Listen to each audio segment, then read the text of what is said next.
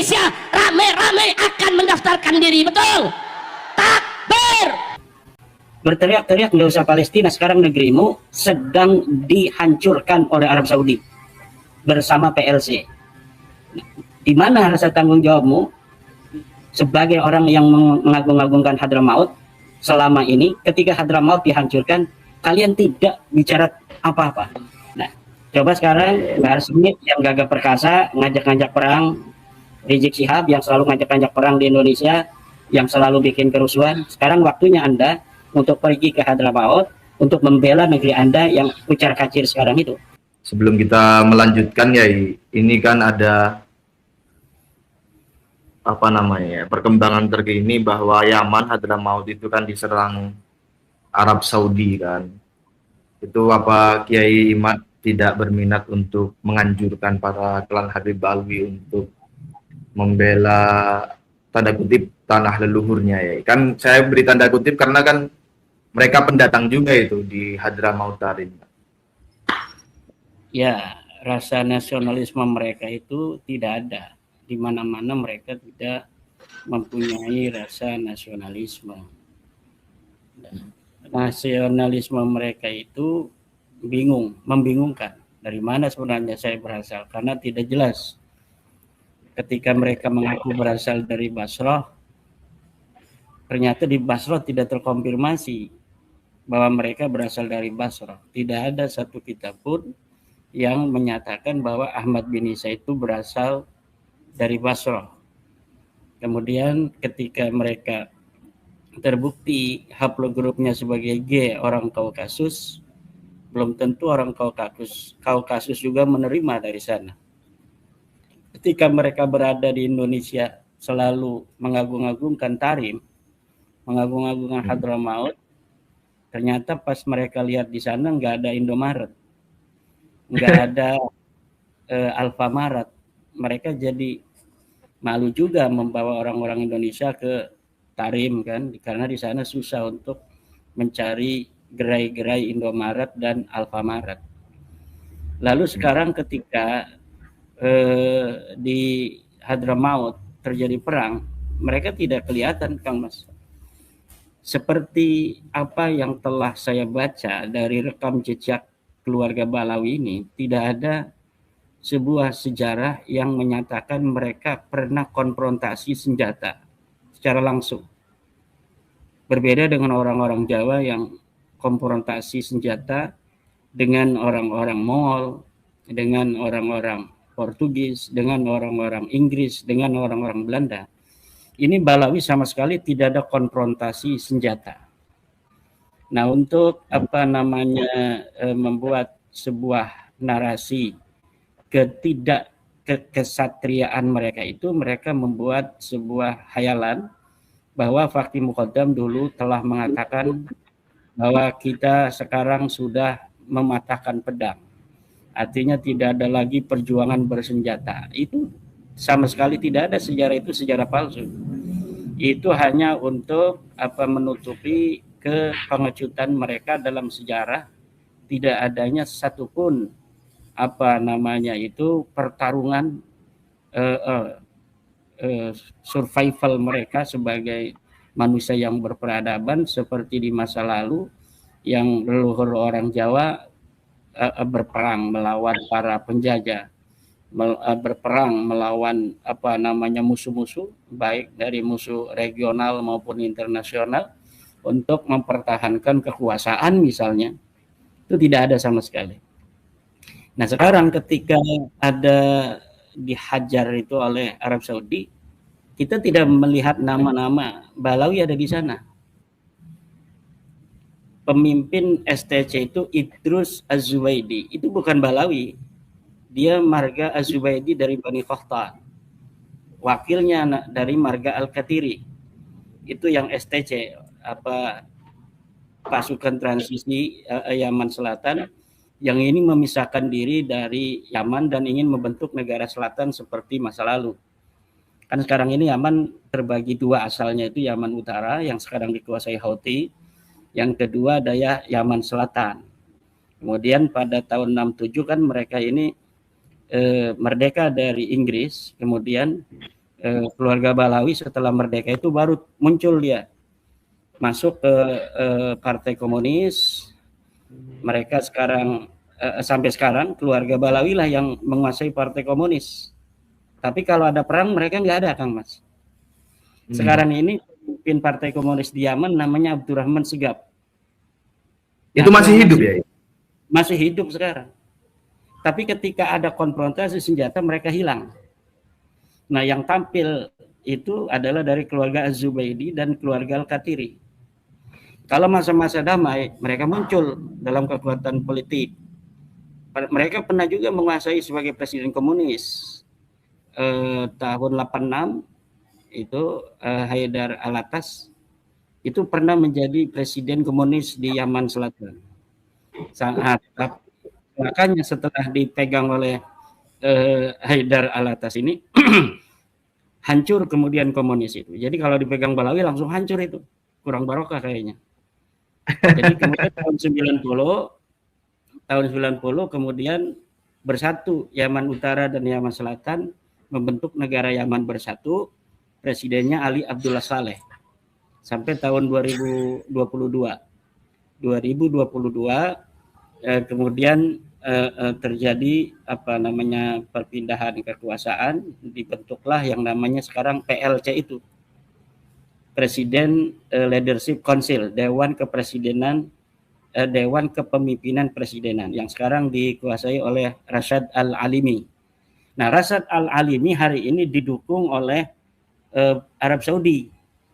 Nah, sekarang digempur itu, menggempur siapa? Menggempur kekuatan Hadramaut yang dipimpin oleh keluarga Az-Zubaidi dan Al-Qatiri.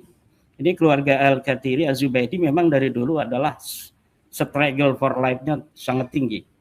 Mereka ingin membebaskan diri dari Partai Komunis juga, dari Utara juga, dari Houthi, juga dari Arab Saudi. Mereka ingin Yaman Selatan ini berdiri sendiri. Tetapi kekuatan Uni Emirat Arab yang mendukungnya tidak sekuat Arab Saudi. Akhirnya sekarang hancur, dibombardir oleh Arab Saudi, dan sekarang dikuasai oleh Arab Saudi dan PLC di bawah pimpinan Rashad Al-Alimi itu, dan diangkatlah seorang gubernur dari marga Al-Khambasi. Lagi-lagi sekarang ini gubernur Hadramautnya bukan Balawi. Jadi kalau di masa-masa penuh dengan struggle dalam perjuangan dengan berdarah-darah itu tidak ada Balawi. Tapi nanti kalau masa-masa tenang, mereka masuk di situ, kemudian menginfiltrasi kekuatan-kekuatan yang ada sehingga mereka bisa untuk menguasai tanpa adanya peperangan. Dan itu yang sudah kita baca dalam sejarah mereka juga, bagaimana di Nusantara mereka menguasai kerajaan Siak yang sudah saya tulis kemarin, kerajaan-kerajaan di Pontianak, di Mempawah.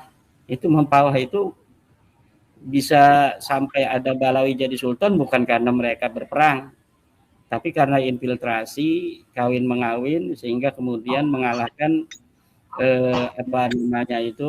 penguasa yang sah dari keluarga lainnya, sehingga mereka kemudian membentuk dengan dukungan Belanda kerajaan Pontianak itu, Al-Qadri Pontianak. Kemudian Al-Qadri disebut sebagai Balawi, padahal ini tidak jelas. Al-Qadri ini saya bisa untuk mengatakan dia bukan Balawi sebenarnya, memang sama-sama dari Yaman, tapi mereka bukan Balawi. Ini saya punya teman yang dia punya santri dari Al-Qadri yang sudah tes DNA. Santrinya itu DNA-nya bukan DNA G seperti Balawi, tapi DNA-nya R. Jadi ini jelas dia bukan Balawi karena tidak bertemu satu kakek bersama di atas dengan Balawi. Tetapi kenapa itu dibalawikan? Mereka juga senang dibalawikan karena memang ada sebuah keuntungan mereka dibalawikan, karena pada waktu sebelum tahun 2022 itu kan Balawi begitu luar biasa untuk menjajakan diri sebagai keturunan Nabi itu. Nah, namun sekarang ini mereka mulai ancang-ancang juga, keluarga Al-Qadri ini untuk berlari dari Balawi, Kang Mas. Saya sudah pernah membaca satu artikel mungkin dari keluarga Al-Ghadri ya, tapi munculnya di Yaman. Mereka mulai untuk membuat narasi bahwa Al-Ghadri Pontianak ini bukan dari keluarga Balawi, tapi dari keluarga Al-Ghadri dari Halmin. Ada kampung atau desa di Yaman namanya Halmin. Halmin ini di Lahaj gitu. Nah, mereka sekarang bikin narasi bahwa Al-Ghadri, Husain Al-Ghadri yang pertama pindah ke Pontianak itu bukan dari Balawi, tapi dari Al-Ghadri Halmin. Yang mustaknya itu, mustak apa namanya, intisabnya itu bukan kepada Hasan apa Jamalulail. Nah, kalau Al-Ghadri kan ke Jamalulail tuh. Sekarang dicatat di Syamsul Tahira Al-Ghadri itu Jamalulail. Tetapi menurut sejarawan daripada Lahmin ini, Halmin, bahwa Al-Ghadri itu yang dimaksud adalah dari keturunan Qadir. Qadir itu orang Qahton katanya. Nah, ini adalah sebuah perkembangan yang saya kira cukup positif untuk perkembangan diskursus nasab, karena orang-orang Yaman mulai untuk merehistografi kembali daripada catatan sejarah mereka yang acak-acakan. Ini memang Yaman ini biasa, fihi tazwirun wa tadlisun, banyak sekali sejarah mereka acak-acakan karena satu aktor itu saja. Kalau yang menguntungkan nasab itu dimasuk-masukkan, kalau yang merugikan dikeluarkan seperti DNA edit itu. Nah, DNA edit nggak boleh dikeluarkan, itu kan hukumnya haram, orang keluarga apa enggak diaku. Sementara KRT Sumodiningrat yang bukan keluarga diaku. Kemudian Wali Songo yang bukan Balawi diaku Balawi. Padahal mereka tahu dalam catatan mereka sendiri tidak ada.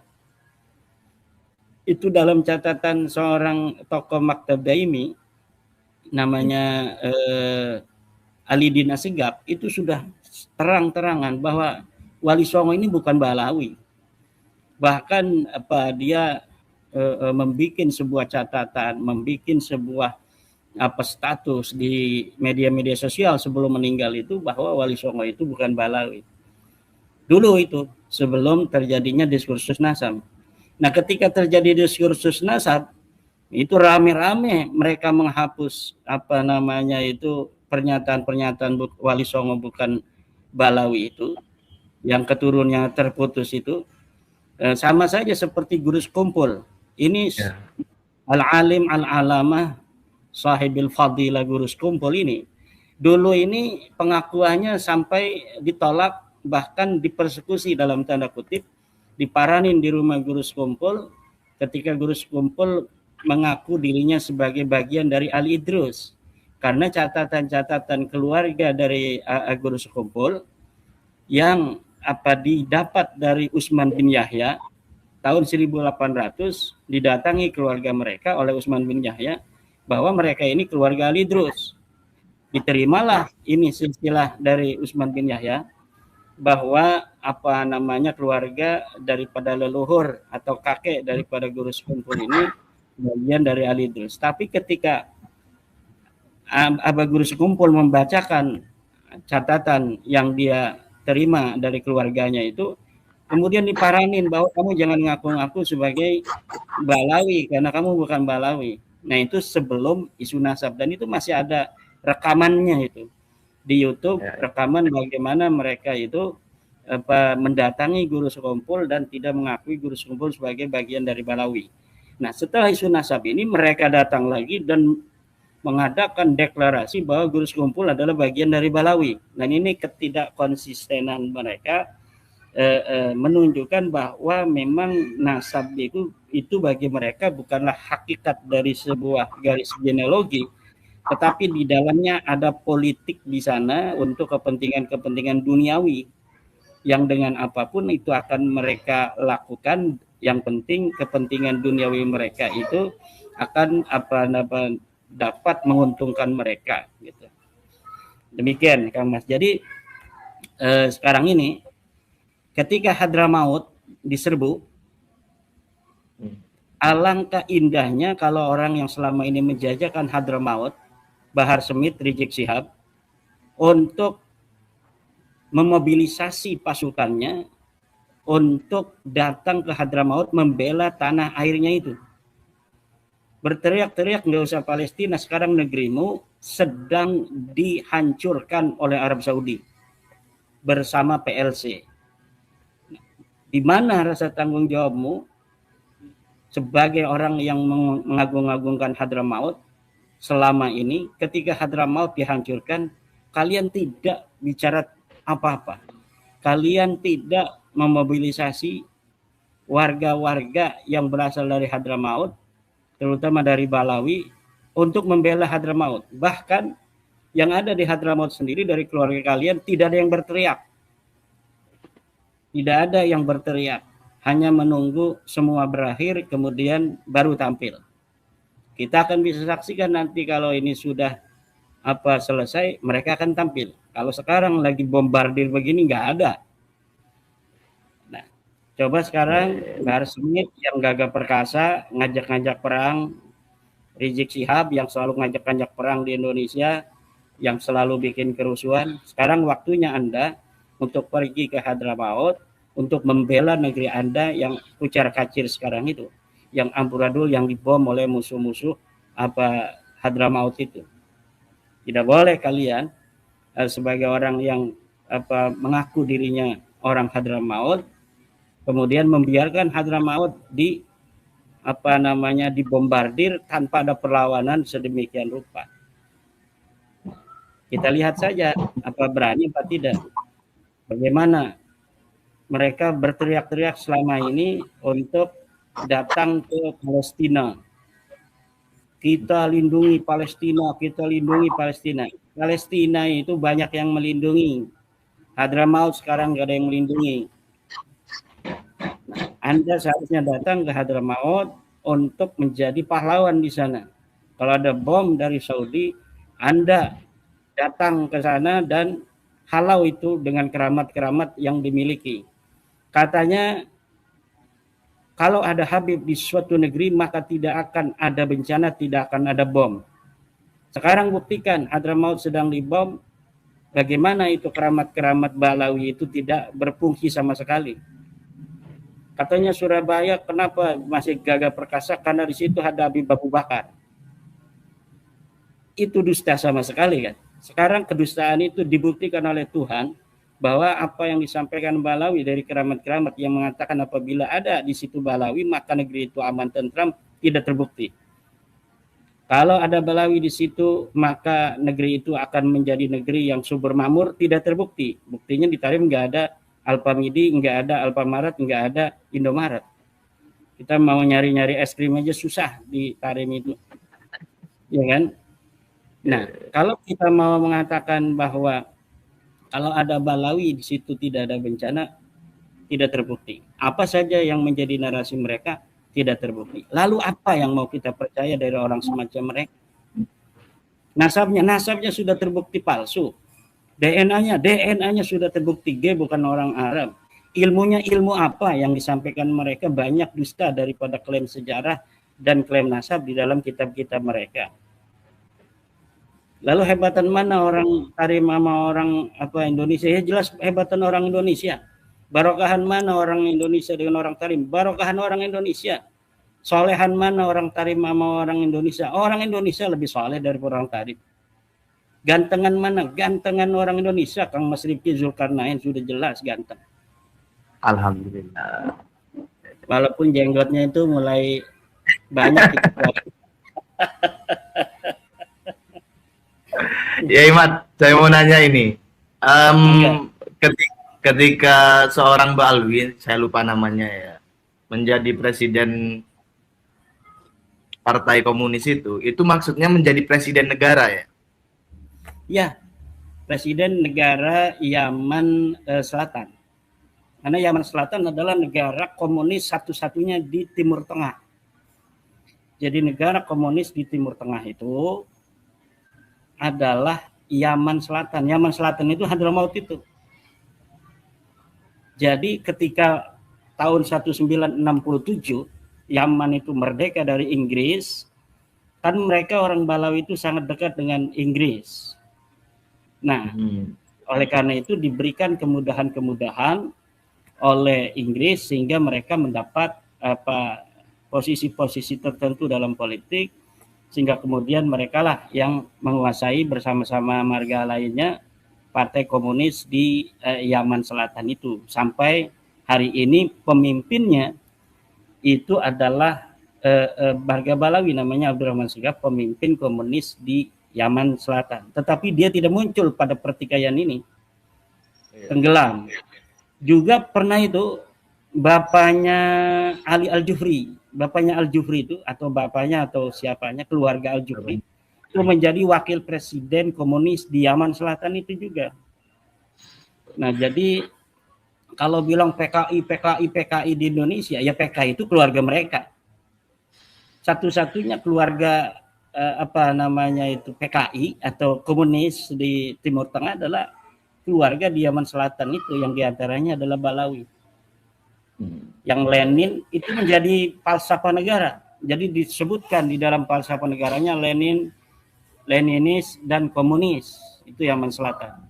Kalau Yaman Utara itu dipimpin oleh Houthi. Nah, sampai sekarang itu walaupun penyatuan dilakukan oleh dunia internasional yang diakui sekarang adalah PLC, Presiden Leadership Council itu, Dewan Kepemimpinan Presiden yang didukung oleh Saudi Arabia yang sekarang diketuai oleh Rashad Al-Alimi. Tetapi di utara sekarang ini masih tetap keluarga Al-Houthi. Al-Houthi ini mengaku Ar-Rashidi, Kang Mas. Jadi Al-Houthi mengaku keturunan Ar-Rashidi Toba. Tetapi saya teliti, sekarang nasabnya itu bermasalah. Itu keluarga Al-Houthi, keluarga Sarafuddin itu yang jadi mufti di Houthi. Nah, ternyata keluarga Toba yang asli itu ada di Yaman, tapi mereka sudah tidak lagi ikut-ikutan. Jadi kan yang raja terakhir itu tahun 96 itu meninggal dunia itu adanya di Makkah Al-Mukarramah. Jadi Toba yang asli itu sudah tidak lagi memegang politik sejak Al-Houthi itu muncul. Tetapi mereka mengaku juga dari keluarga Toba. Tetapi saya periksa nasabnya itu ke Toba-Tobanya bermasalah gitu. Dan Sarafuddin Samsudin itu tes DNA keluarganya juga R. Yang temennya Rumel Abbas yang kirim-kirim surat email-emailan itu Rumel Abbas. Apa namanya tuh kalau di Facebook itu kita kirim pesan tuh? Ya pesan message, direct message itu ke Sarafuddin Samsudin dan ditanggapi dengan ramah oleh Mufti Yaman itu. Rumel kemudian marah-marah sama saya kan. Katanya saya berbohong bahwa itu Mufti Yaman. Itu kan palsu kan. Yang palsu itu kan kamu yang kena tipu kan. Kalau saya jadi dia yang salah kirim pesan ke Mufti Yaman, tanya tentang nasab Balawi. Ketika ditanya nasabnya palsu oleh akun Mufti Yaman itu, kemudian saya roasting kan, dia mengatakan bahwa saya bohong katanya. Ya, saya bukan bohong, kamu kan percaya bahwa itu akun Mufti Yaman, itu ada buktinya, kamu message, kamu manggilnya juga ya Sayyidi, wahai Tuhanku kan, Rumel Abbas itu. Nah, masa yang begitu kita husnudon aja kepada Rumel Abbas yang mengetahui bahwa itu adalah sebagai akun Mufti Yaman. Nah, tetapi kemudian dia membuat narasi bahwa saya berbohong katanya bahwa akun Mufti Yaman palsu, disangka benar ya. Kalau palsu ya berarti kamu yang tertipu, wahai Ananda Rumel Abbas. Ya, yang penting saya itu setelah memverifikasi Kang Mas.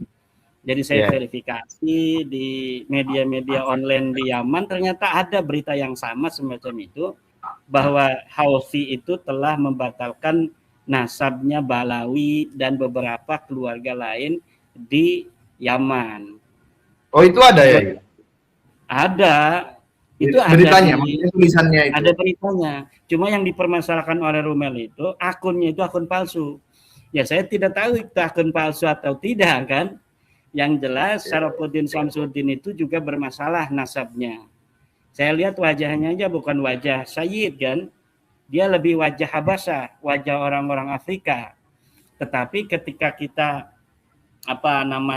tidak ada keperluan untuk meneliti nasab mereka, ya kita husnudon aja. Kita pakai madhab ketum atau mantan ketum, madhab mantan ketum PBNU atau ketum itu, Kang Mas. Masih jadi ketua apa udah mantan? Ya, kalau saya itu tetap beracuan pada ADART ya, tetap ketumnya. Dukung Gus Yahya ini, dukung Gus Yahya ini. Kalau saya dukung saudara saya. Iya, iya. Di situ kita berbeda jalannya. Tapi saya nggak dukung Roisamnya. Dukung juga karena itu saudara saja. Saudara, tapi ADART-nya harus tetap ditegakkan begitu. Iya kan itu udah menyalahi ADART ya. Itu tafsiran daripada namanya kelompok keramat. Islam itu adalah penguasa tertinggi organisasi. Jadi ada supremasi Suriah di sana. Nggak boleh seorang Tanfidiyah mengalahkan Suriah itu. Enggak, kan tetap ADART itu. Kalau rapat pleno itu harus dihadiri 2. Begitu ya. Karena resikonya itu akan menjadi presiden historis dan yuridis nanti ADART itu kemudian tidak boleh untuk dilanggar. Andai ada pasal misalnya Roisam, pasal secara sorih tegas jelas gitu, Roisam adalah supremasi tertinggi dan bisa memecat siapa saja bahkan ketum. Nah, itu baru kan sesuai. Tapi kalau belum ada pasal itu, ya pasal itu dulu diadakan gitu. ADART-nya itu yang udah ada dalam Perkom, jadi peraturannya sudah dipersiapkan dulu. Jadi kan kita ini dalam setiap keputusan harus berdasarkan payung. Payungnya udah disiapin. Tapi belum diresmikan.